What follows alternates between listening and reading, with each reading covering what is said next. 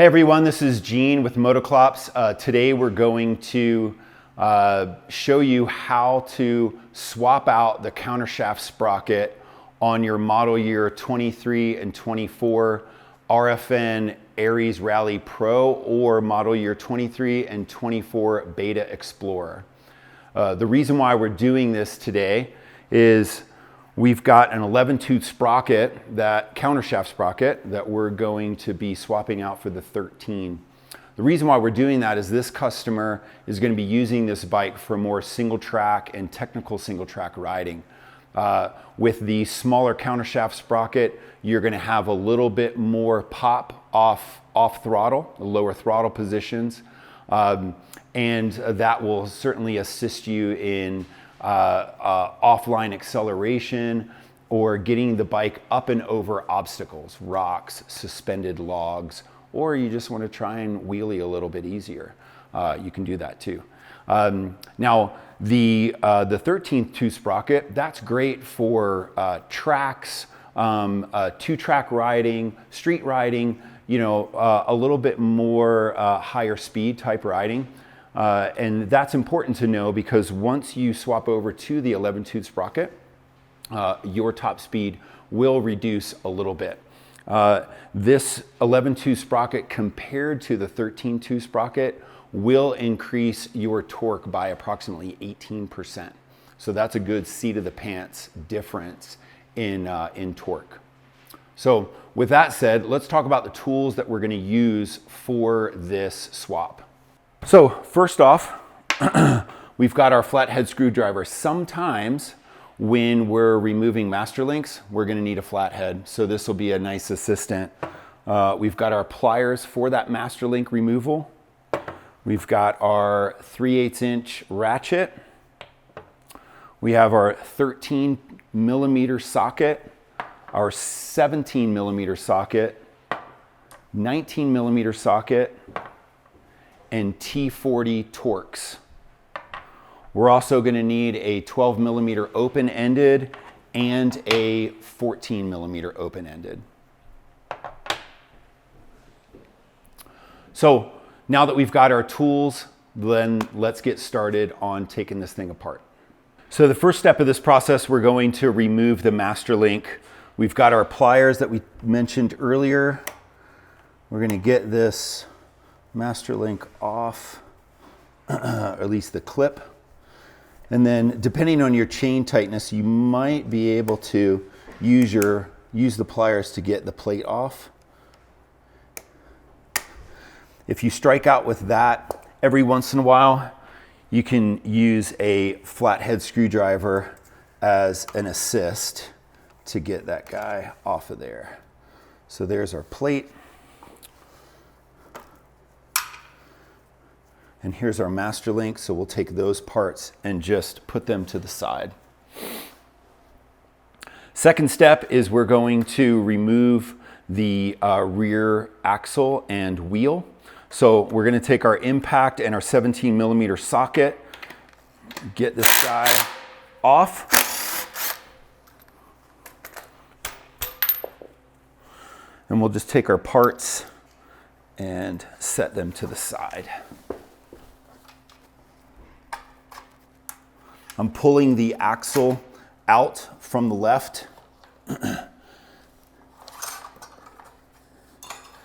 we're just going to lay the chain down right here. And we'll just put this stuff to the side there. Okay.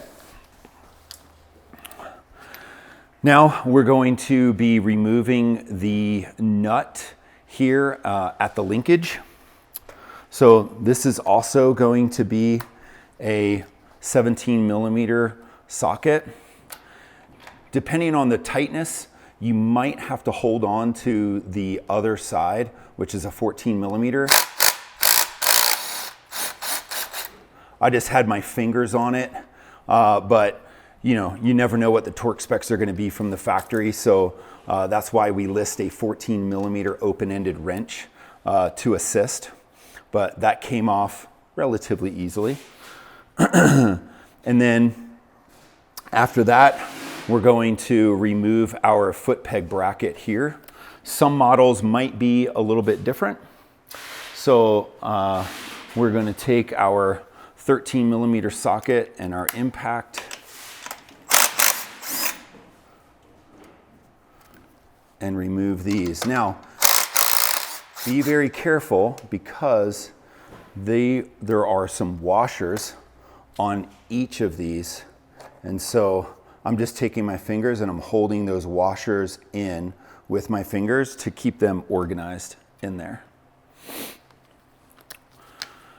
Next step is we're going to remove the right side plate.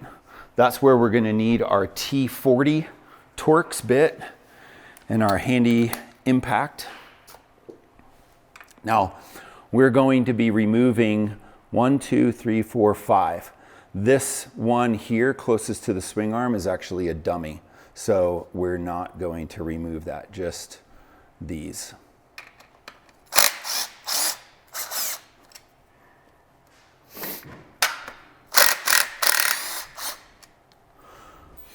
So the reason why I'm trying to do a star pattern is that's just typical when you're reassembling. So I just kind of mimic that when I'm disassembling as well. Not critical on the disassembly, but pretty important on reassembly.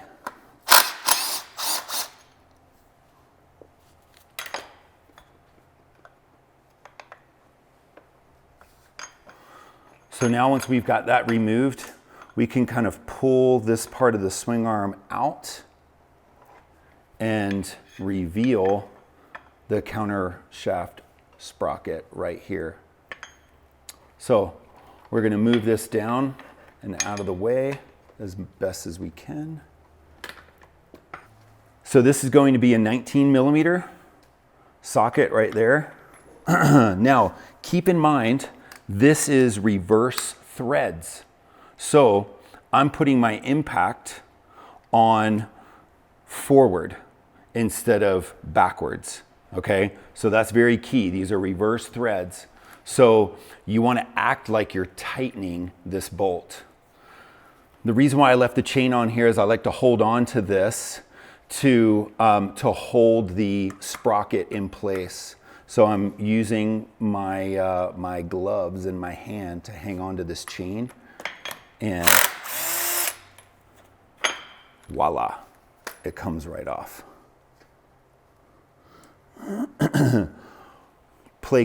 Pay close attention to this washer with this washer with this lock washer. The reason why this is important is this is going to go over the shaft in a certain way. So you want to be very mindful of the arrangement of each of these. So I'm going to put this down on the ground in the order that it was. And then you can reach in there and remove the 13-tooth sprocket. So we'll put this to the side. We'll grab our 11-tooth sprocket. We'll put it back into the chain and go ahead and reassemble. These do have teeth, so you want to make sure that you get those nice and aligned. So it's in there. And then again, back to our arrangement of our washers. So I'm going to take the bottom one, make sure that it fits over the shaft, and then our washer to hold it in place, our lock washer, and then our nut, knowing that these are reverse threads. So we're going to get this finger tight.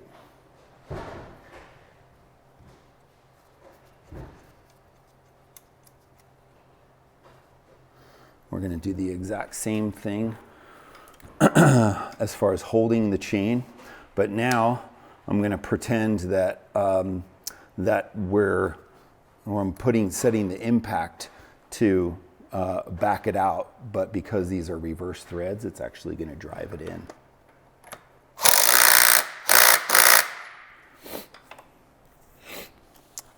And voila, you've got it back on, and then we reverse the process.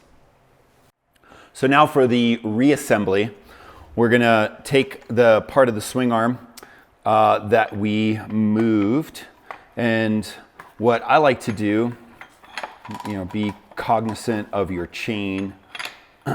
What I like to do is to go ahead and get it back onto the linkage bolt. That way the swing arm is nice and lined up, and then we can start lining up our plate bolts.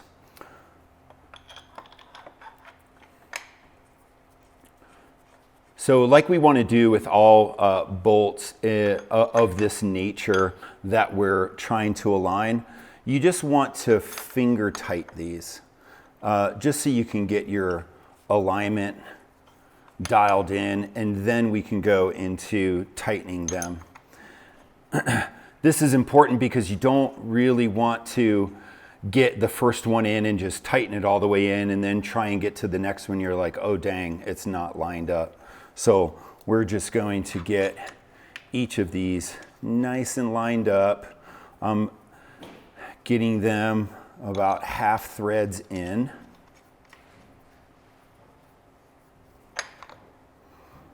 Sweet, that looks good.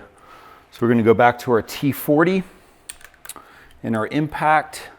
I'm gonna put some light pressure on here because it is somewhat spring-loaded in there. And we're gonna focus on doing a star pattern as best as we can. I like to start with this guy right here. So we're gonna go there, there, there, and then finish off with that. Nice and tight. Okay. We're going to get our linkage bolt back on. We've got our flat washer that goes over that. Again, finger tight those. Get our 17. Where are you, 17? Now this, you will definitely want to take your 14 millimeter open-ended, and you'll want to hold this other side of the bolt. So I'm going to go ahead and grab this and get this guy on there. Tighten her up. Oh, didn't catch those threads well enough. So let's get a little bit more threads exposed. Boom. There we go. That's the money.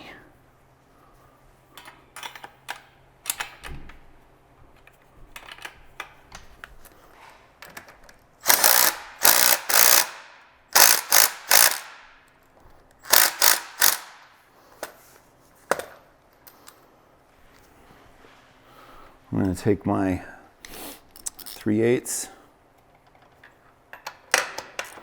and give it a nice little, oh yeah, she's nice and tight. Now we're going to replace our foot peg bracket. Now notice we still have our washers in place, and I've got my fingers on those. So it can be a little bit of a dance to get this on, but take your time.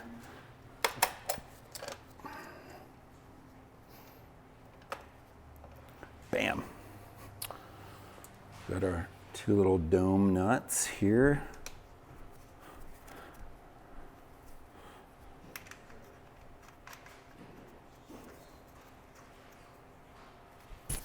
And those are 13. So we'll grab our 13.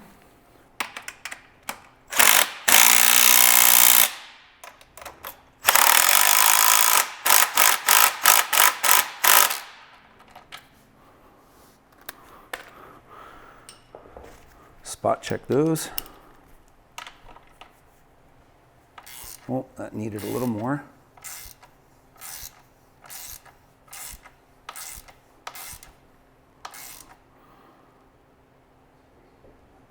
Okay.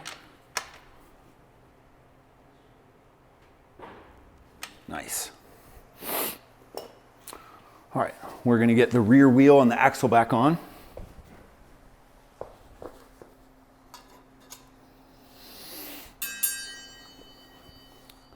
Now what I would recommend, since we did pull the chain out of the lower chain guard, we're gonna get him fished back.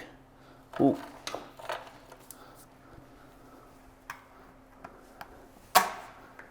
That's not right. We'll do that because the chain is gonna come back around and underneath, and we're gonna install the master link at the bottom here. So we'll get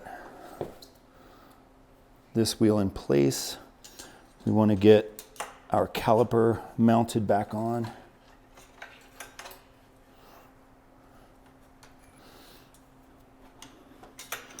Can be a little tricky because you got the spacers that desperately want to pop out of here. Yeah, there we go.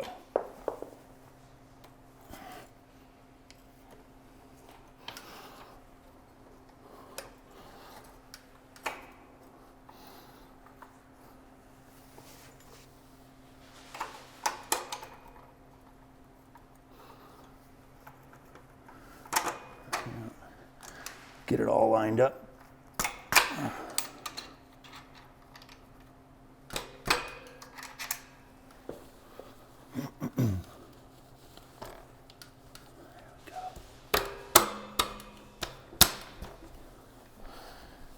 Out. Now, the left side block is notched, so you want to make sure that you get the axle inside of the notch there. This is also a great time to re-fish your chain.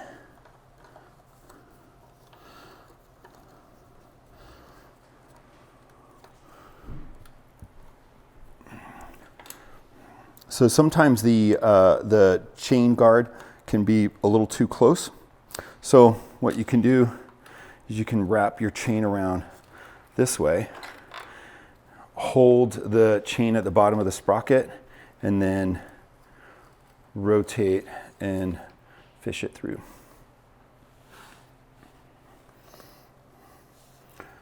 Go ahead and get the master link on there. Our plate and our clip. Now you want to make sure that you've got your orientation of the clip round side facing rearward. The reason for that is your wheel is going to be turning this way, and you always want the rounded edge of the clip facing the direction of the chain. We'll get that in there. Get our pliers, clip it in. Good chain slack, because now we're going to get our axle block back in.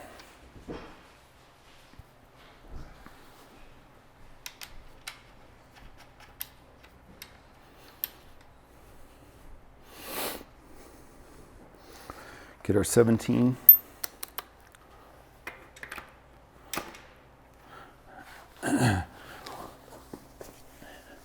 What I like to do to make sure that the axle blocks are up against the chain adjusters, I'll take my leg and I'll kind of lean into the wheel to press it up against and